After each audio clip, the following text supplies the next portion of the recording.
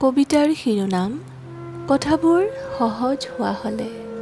কবি আৰু আবৃত্তিকাৰ নীলাঞ্জনা শৰ্মা বৰুৱা। পাহৰো বুলিয়েই কাৰোবাক পাহৰিব নোৱাৰি, যিদৰে মনত ৰাখোঁ বুলিও কাৰোবাক মনত ৰাখিব নোৱাৰি। কেৱল ভাল স্মৃতিবোৰেই যে স্মৃতিৰ মণিকোঠা শুৱনি কৰে তেনে নহয়। কিছুমান দুখৰ স্মৃতিয়েও স্মৃতিৰ মণিকোঠাত নিজৰ ঠাই উলিয়াই লয়। আচলতে যিবোৰ কথাই আমাৰ মনত দকৈ দাগ কাটিব পাৰে, সেইবোৰ কথাই আমাৰ অৱচেতন মনত আবদ্ধ হৈ পৰে।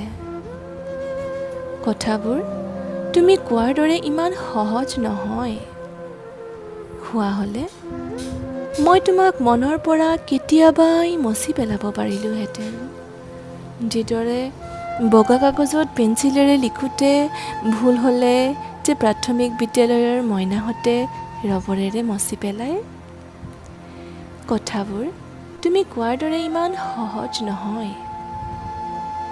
হোৱা হ'লে তুমি বিদায় লোৱাৰ দিনাই ময়ো আৰম্ভ কৰি দিলোঁহেঁতেন তোমাৰ পৰা মোলৈ ঘূৰি অহাৰ উভতনি যাত্ৰা।